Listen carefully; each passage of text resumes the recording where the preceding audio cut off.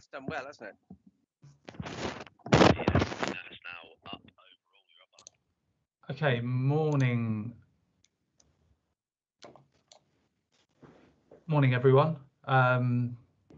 It's 10 o'clock on the 27th of January. Welcome to this meeting of the Hampshire Fire and Rescue Authority, Hampshire Firefighters Pension Board.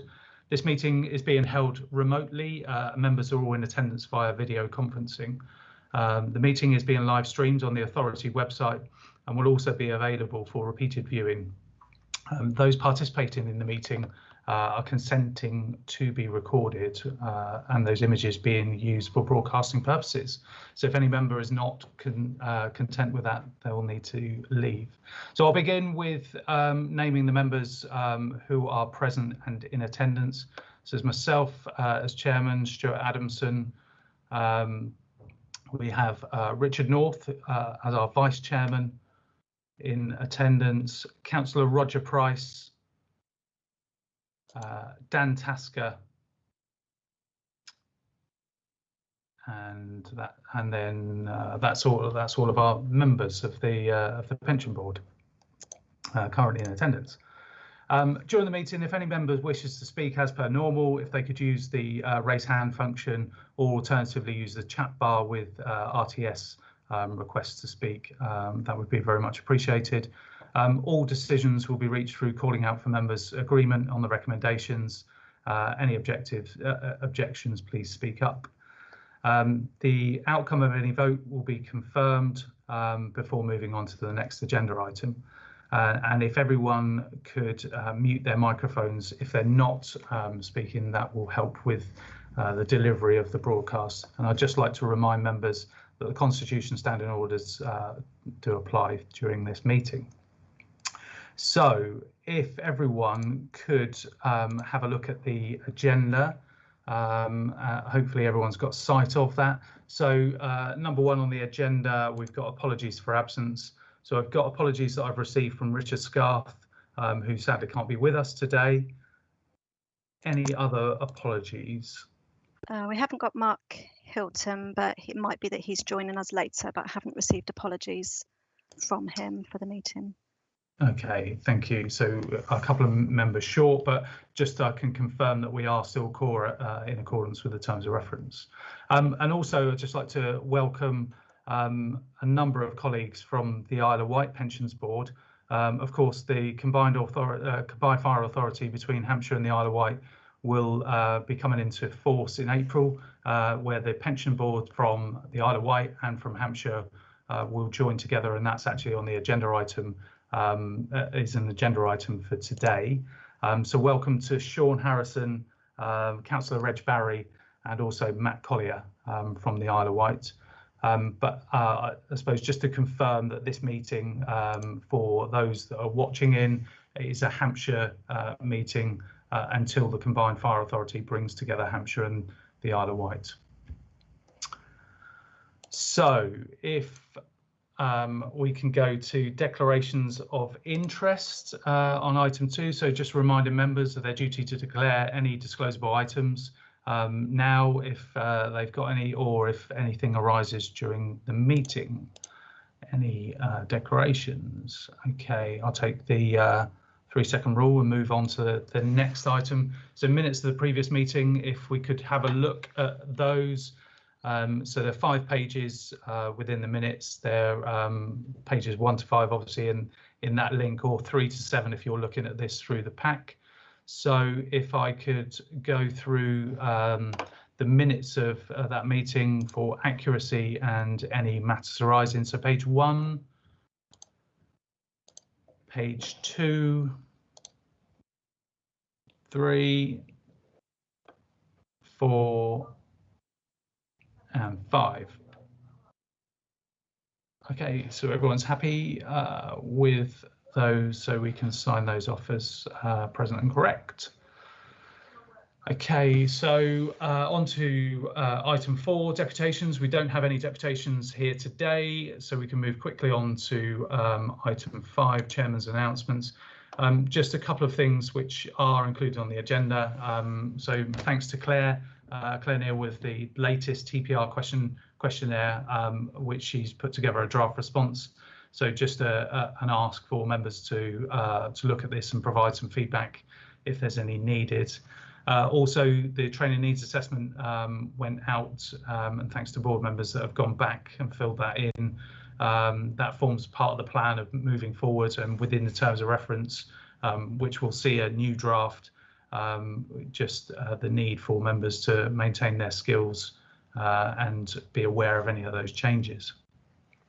And then the third thing, which again is mentioned on the agenda under the update paper on the last item, was just myself and Claire both attended an NFCC seminar recently for based around the McLeod judgment, and in particular the issue of immediate detriment. There was lots of discussion on there, and it's quite clear that there's many differences in terms of opinion nationwide. So there are differences in approach and quite a lot of issues that haven't been resolved. There's lots of complex arrangements. I suppose my summary for calculating, where we are with no software or guidance available, making it really difficult.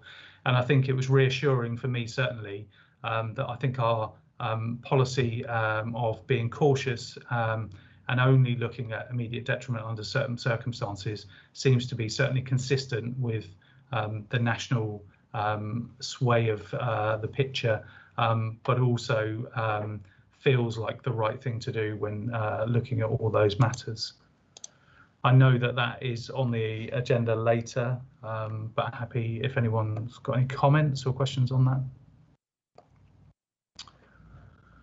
Okay, so we will move quickly on to item 6 then, the Scheme Advisory Board verbal update. So this is where I ask Councillor Price if there is anything from a Scheme Advisory Board national level that you'd just like to come in. So Roger.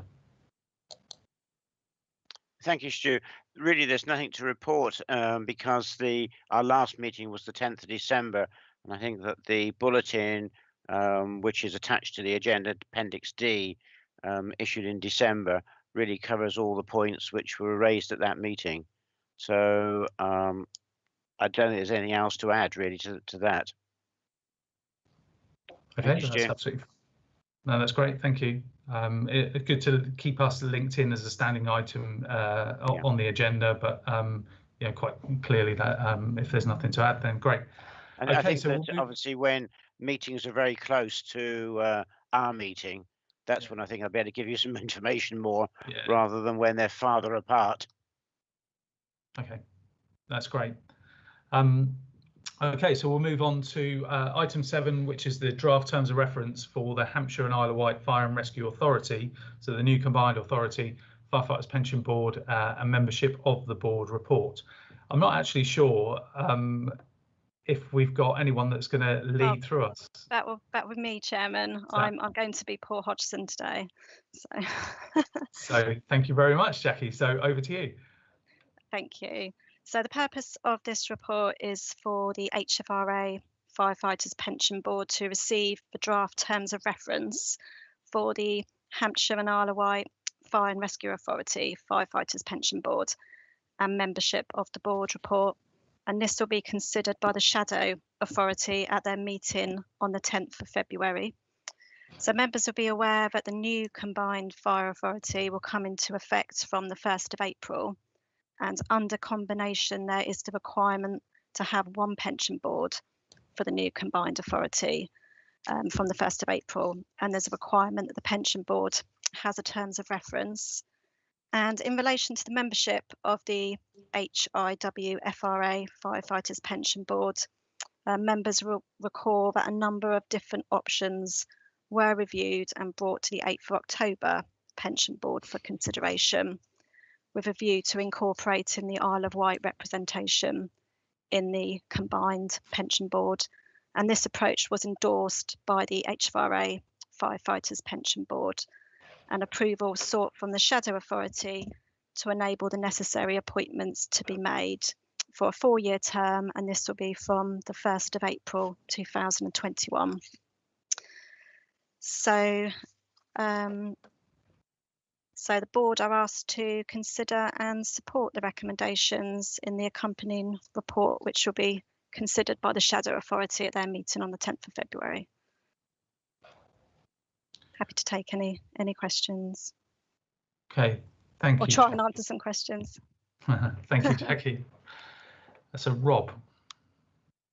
Yeah, I think it's just worth adding that the terms of reference that we had produced previously for the Hampshire board, I think were, should we say, copied for the Isle of Wight Firefighters board. So actually they aligned very closely, you know, exactly, in fact, and therefore there are no real differences in the new terms of reference, other than, as pointed out by Jackie, that we've changed the representation.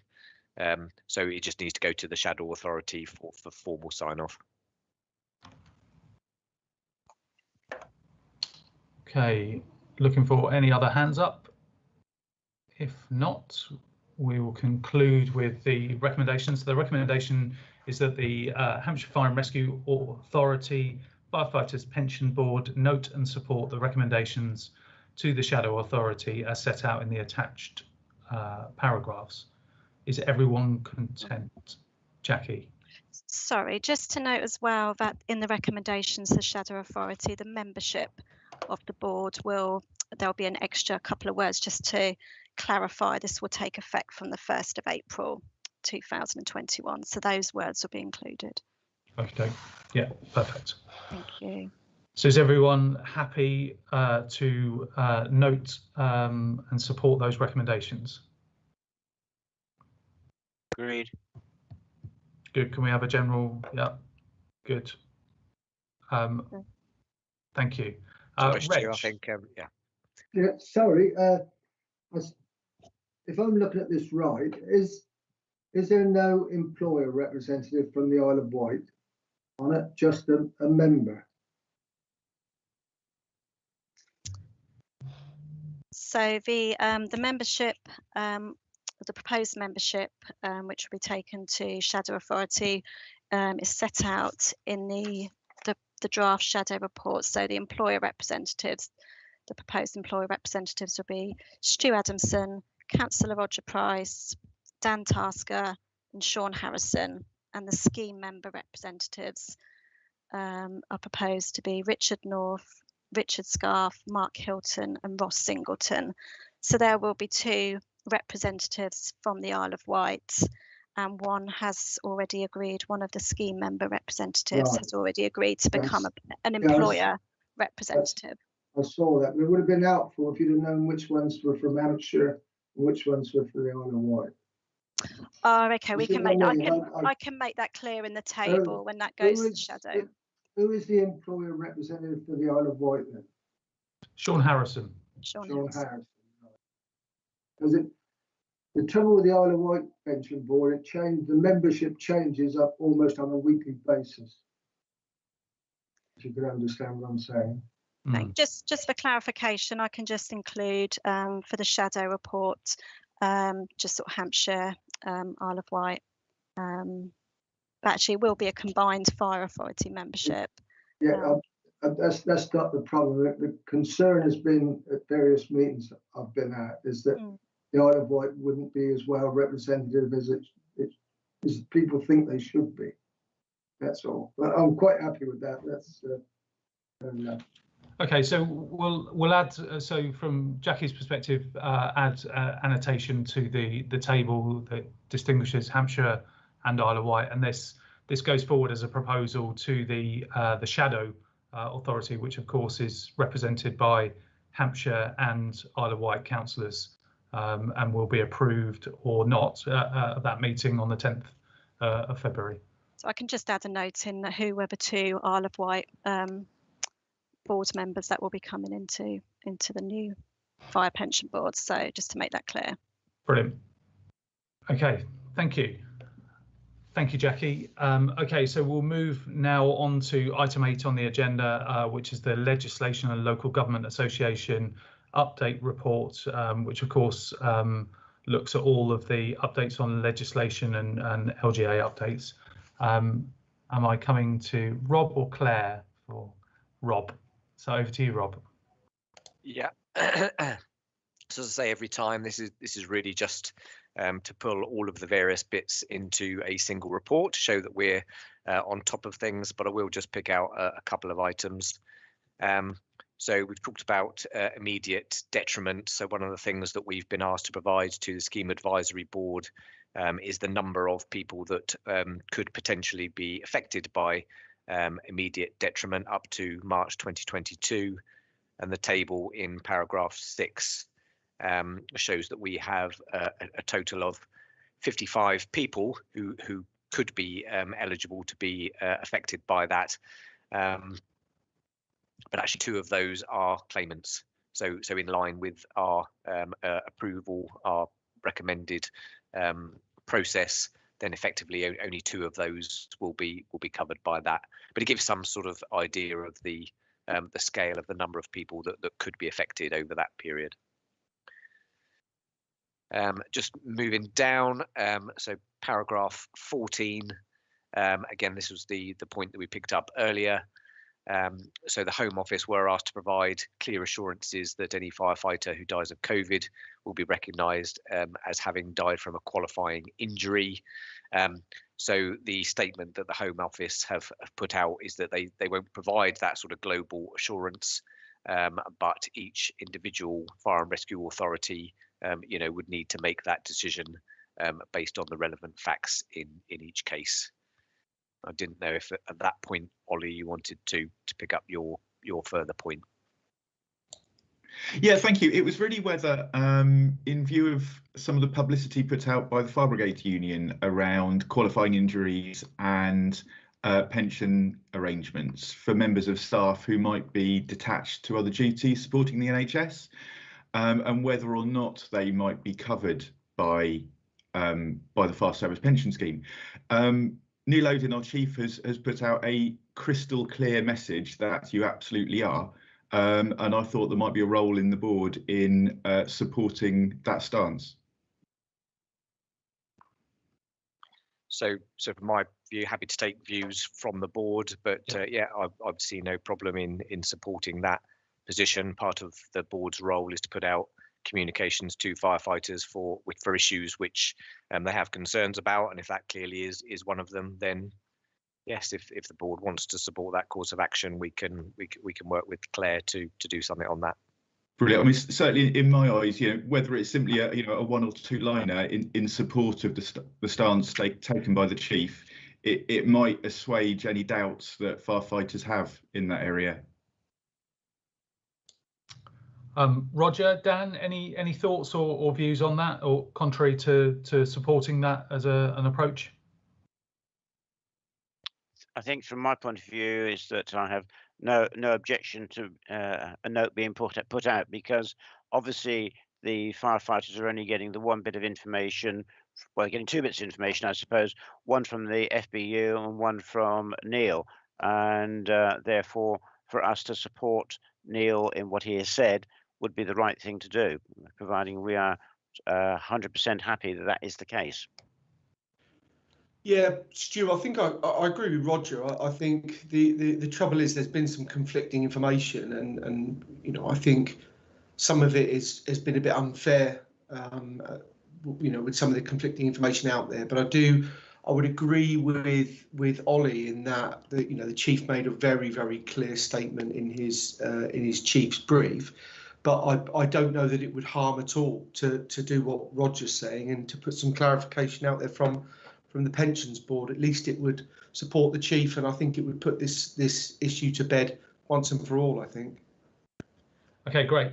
So I suppose, Claire, is there any chance that you could draft some words that we might be able to use in wider comms from the pensions board, just to make sure that we get the accuracy reflected within the report that you've written, if that's all right? Yeah, that's absolutely fine. I'll come up with some words on that one. Fab, thank you. Rob, anything else that you want to cover in that agenda item, that report? No, nothing else on that, Chairman. Okay, thank you. So if we come to the recommendation, paragraph 15, that asks to note the contents of the report, members happy to note the contents of the report? Good. Okay. Thank you. We'll move on to the last agenda item, which is agenda item number 9, which is this, which is our status report and risk register review. Rob. Yep, thank you. So just going to take you through a few bits to the report. So if I can take you to paragraph 6. So we report on this quite regularly, and this is the sort of data quality scores that we have to return each year. And the table in paragraph 6 just so shows the changes that have happened since the last time we submitted this. And does show improvements across all of the areas. I think one of the things that we might suggest that we look at is why the common data scores and the conditional data scores for the 2006 fire pension scheme in particular seem a lot lower than a lot of the other areas.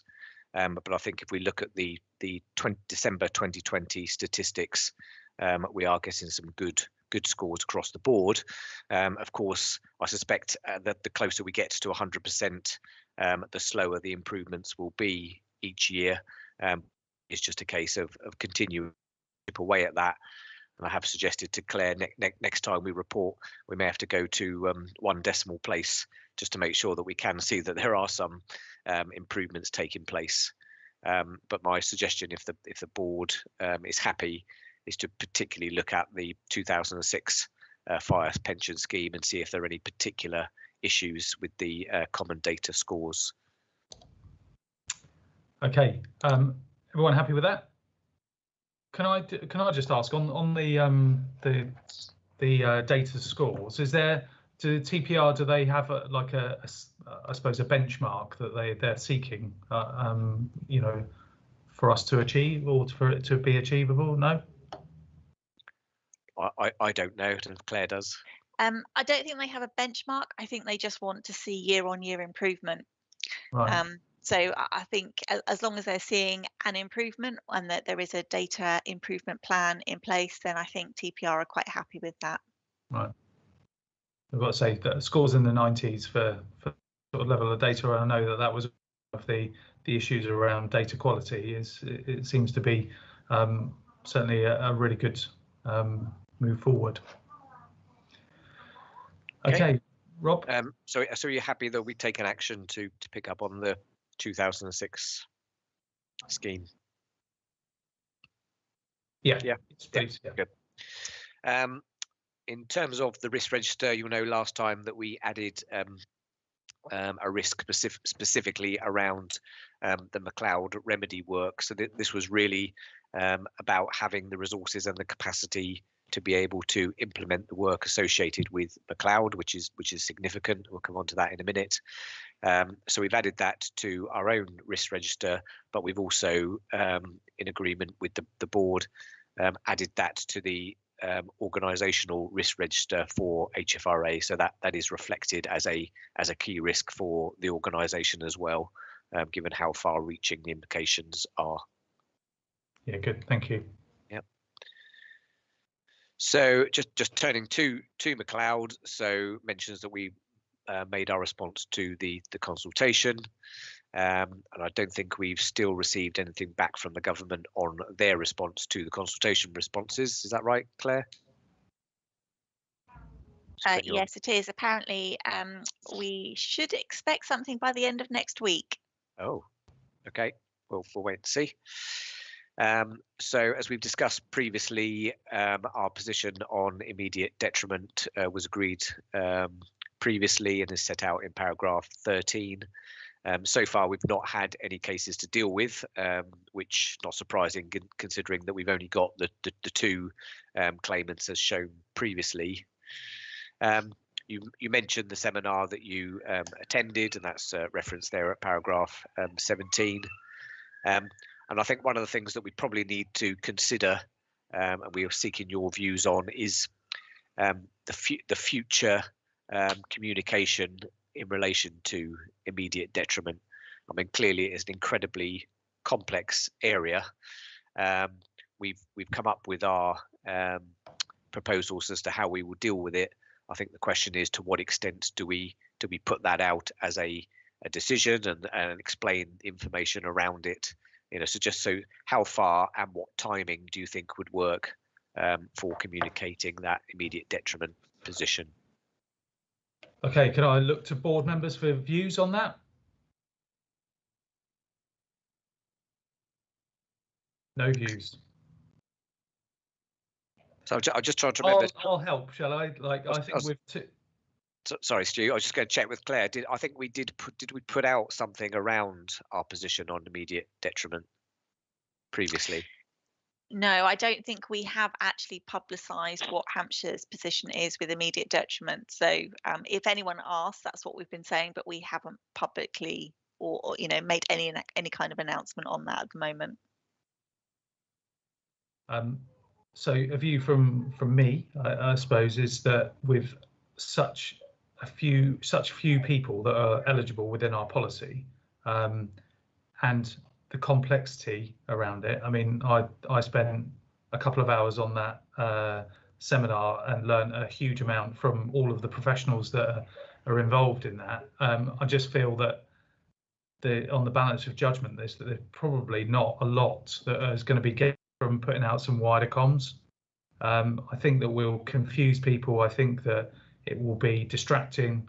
I know that the FBU have a position in particular, which might not be helpful in getting into a debate, especially at the time that we're at, with dealing with all the COVID related work. So it would feel right that either we do the comms on a kind of needs must basis, so when people ask, or we possibly proactively communicate with those two individuals that are kind of eligible, if you like. But my suggestion would be that we probably wouldn't want to do things too widely.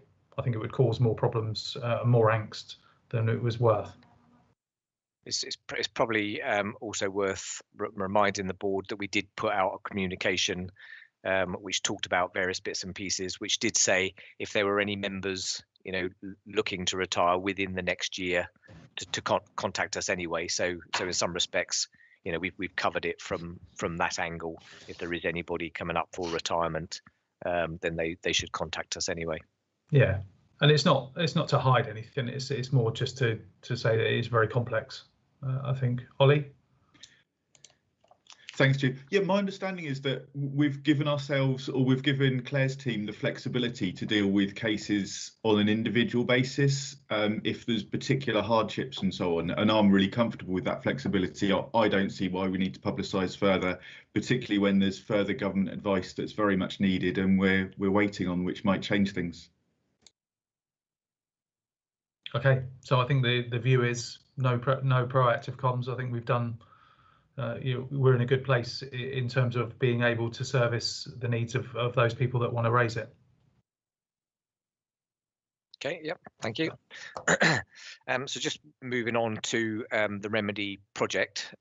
So Claire clearly did something wrong in a previous life, because she's also being given the job of project managing the remedy project. Clearly, with such little information available at the moment, it's difficult to know, what we can and can't do. So a piece of work has been undertaken to assess what can be done prior to April 2022 and what work will have to be done after that. So there's quite a bit of data collection and validation that needs to be done. So based on that, Claire has worked up a project plan over the next 3 years in terms of the likely resources that we are going to need. Now, clearly that is a guess at the moment, and as she's put there at paragraph 21, we're looking at potentially needing 12 FTE staff within Hampshire Pension Services, so it's quite a significant amount. Again, that's a guess at the moment, based on the level of work that we think will need to be done. But we do cover quite a lot of schemes within Hampshire Pension Services.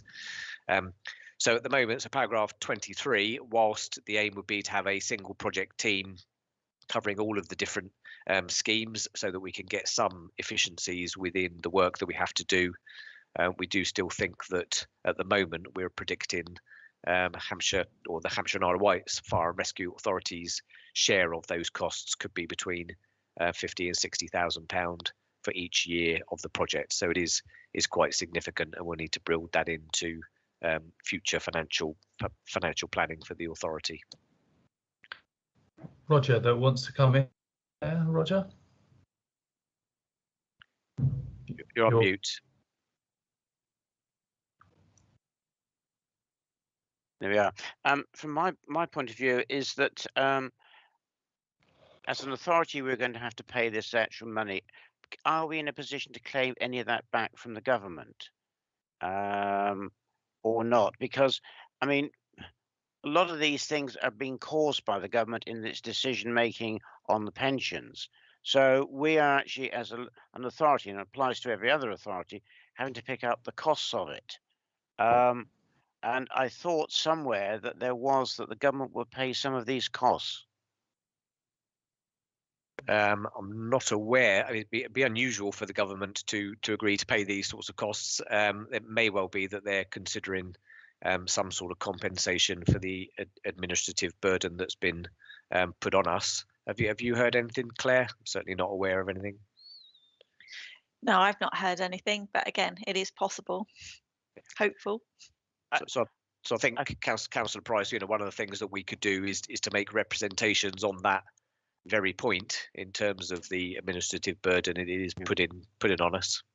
I mean, it's not as if it's just a few pounds. I mean, when you start looking at 50 to 60,000 pounds a year for 3 years, that's way over £250,000, and budgets are stretched as it is. I think it's an issue which possibly I should take up at the SBB see if they can make representations as well. Yeah, I think that would make sense. It's only going to help, so I think that would be good. Right, thank you. And I think certainly at the point we've got more of an idea of what is required, particularly once we've got the decision on whether it's going to be immediate choice or deferred choice underpin. Again, that might be something that we can relook at the numbers and then write separately as an authority or a pension board to the government to request those funds. So just moving on. So paragraph 27, the member portal. So we look at these each time. So we've got an increase from 32 to 36%. So it's never huge, but it is at least going up each time. So if we stay in place for another 25 years, then we may well get there. But at least we are seeing an improvement.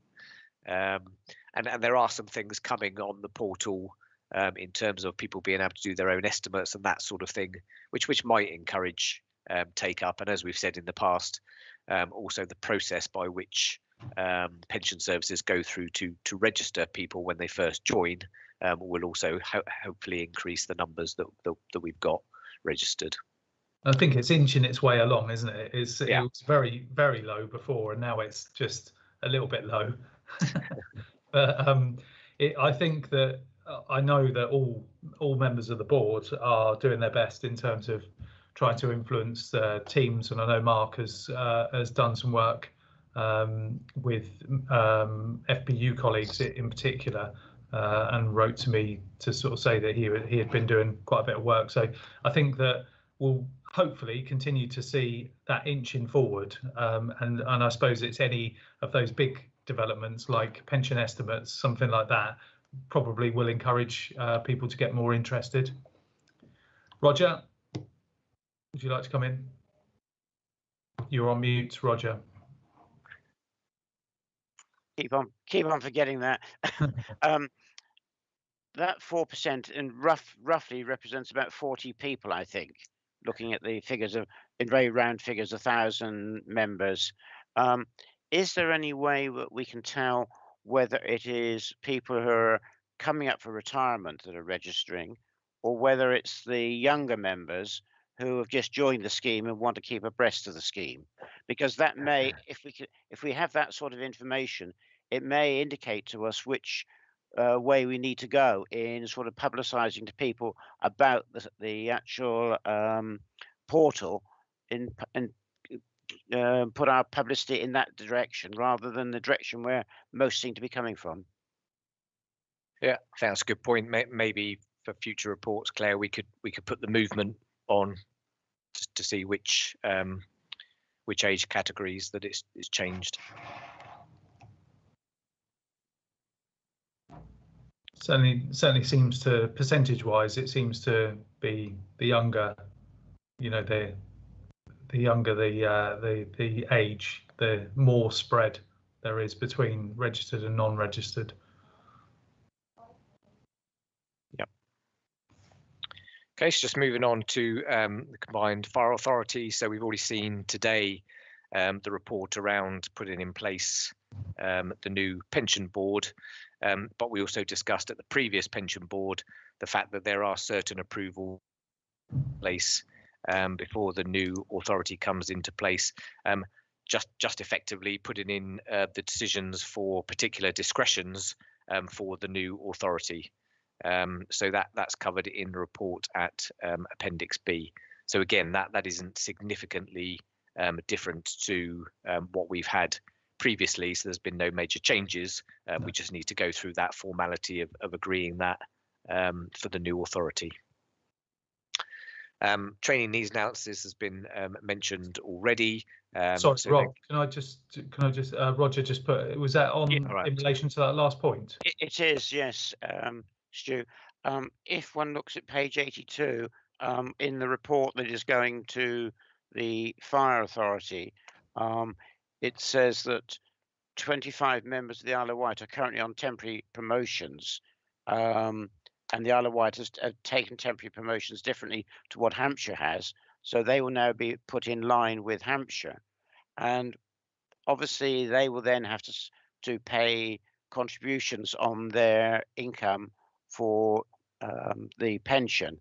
Now, does that affect them very much in monetary terms on a monthly basis or not? Because I can see individuals sort of, whatever your salary income is, your net figure, is you're always going to live to that. Now, if we're then going to make changes and it's going to reduce their income quite considerably because of the extra pension payments, and percentages on pension is not cheap from a firefighter's point of view, we could have some people complaining and it could be an issue. Yeah, it's a really good point. So I think we've looked at that already, and from memory, I think most of the temporary promotions are due to end before the new authority comes in. I'm just looking at Claire, but in any event, what we've agreed to do is to write to those members and just alerting them to the fact that there will be a change in the pensionable status of the temporary promotion payments. Following on from that, Rob, would they have an option of staying as they are with the whatever effect that has on the pension because of the two authorities joining together? Not really. So it's either pensionable or it's not, and that would be for all employees.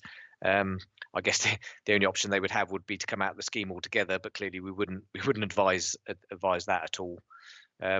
So yes, whilst it will have an impact, I mean, so presumably for most of their pay, they are already paying pension contributions. It's the top up that they get for the temporary promotion, which will be subject to the pensionable deduction. So hopefully, as a proportion, it wouldn't be huge, but we will be writing to them and letting them know. And as I say, I thought my understanding was a lot of those temporary promotions come to an end at the end of March anyway. Dan. Yeah, my apologies, because I might be getting this the wrong way round. I thought that currently our temporary staff on the mainland don't pay pension contributions for their temporary rank. They because it's non-pensionable, so they don't pay it. I wasn't sure about the island. If the island do, I thought when we were coming in together that the island wouldn't, and therefore, if anything, it would be a reduction rather than increase in their salary because it's not technically classed as a pensionable contribution. So, if you're temporary, you would still only be paying your normal pension contributions because it's a non-pensionable. Is that? Yeah, is well, that? just to get technical for a bit. So if you're in the 2015 scheme, then temporary promotions are not pensionable. So it may be that a lot of those staff are covered by that. It's only if you're in the 1992 scheme, or is it the 2006 as well, Claire? Yeah. So if you're still in either of those schemes, then temporary promotions are pensionable based on our current policy, but you only get that benefit as an additional pension benefit. It doesn't go into the final salary position. Yeah. Okay. That makes sense. Yeah. But I think it'd probably be useful for us to just get the stats around those 25. I think you said, just to see how many of those are in the 2015 scheme, how many are in the other schemes when those temporary promotions come to an end, just so that we've got a better idea of what the potential issue is. So obviously we won't meet until after, but we'll pick that up as an action and do the associated communications around that. Yeah, good. I was just going to say, of those 25, I doubt whether all of them are. I don't think there'll be. Yeah, I don't think there'll be many at all. Knowing what I know of the island and the 25 individuals, I don't think it will be much of an issue at all. But okay, like I said, it's worth doing the work. I've got Sean Harrison's on, who's a member of the Isle of Wight Pensions Board, who will become a member of the Hampshire and Isle of Wight Pensions Board if the Shadow Authority agree. Was just seeking to ask a question. So, Sean. Thank you, Chair. My question is, obviously, when we become Hampshire and the Isle of Wight Fire Authority, there's previous cases that are already running, the McLeod case and the Sargent case, etc. Can you confirm that members will only need to deal with the new pension scheme for any previous judgment that's been made, or will they still need to contact the Isle of Wight Council for any claims to be made? I'm sure Claire will correct me if I'm wrong. So part of the planning for the McLeod work is to make sure that we get all of the relevant transfer the Isle of Wight, so it is available to pension services when the transfer takes place. So my understanding is that they will only need to deal with Hampshire pension services. Is that right, Claire? Good. Many thanks. Yeah. Okay.